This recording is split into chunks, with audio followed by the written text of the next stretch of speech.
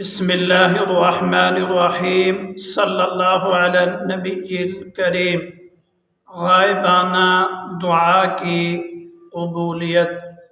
حضرت عبداللہ ابن عباس رضی اللہ تعالی عنہ روایت فرماتے ہیں، نبی کرم صلی اللہ علیہ وسلم نے ارشاد فرمایا، 5 قسم کے لوگوں کی دعا کو اللہ تعالی خاص طور پر قبول فرماتے ہیں۔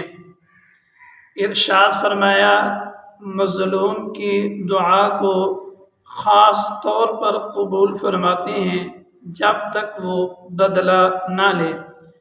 حاجی کی دعا کو خاص طور پر قبول فرماتے ہیں جب تک وہ واپس گھر نہ لوٹ آئے۔ اللہ کے راستے میں لڑنے والے، جہاد کرنے والے کی دعا کو قبول فرماتے ہیں جب تک وہ اللہ کے راستے میں شہید نہ ہو جائے۔ ارشاد فرمایا، اللہ تعالیٰ بیمار کی دعا کو خاص طور پر قبول فرماتے ہیں جب تک وہ صحت یاب نہ ہو جائے۔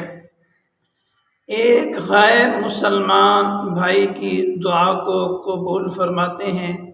دوسرے مسلمان غیر بھائی کے حق میں میرے محترم سامعین، غائبانہ دعا کا ہمیں چاہیے کہ ہم اہتمام کریں، اپنے دوستوں کے لیے، اپنے رشتہ داروں کے لیے، اپنے والدین کے لیے، پوری امت کے لیے غائبانہ دعا کریں۔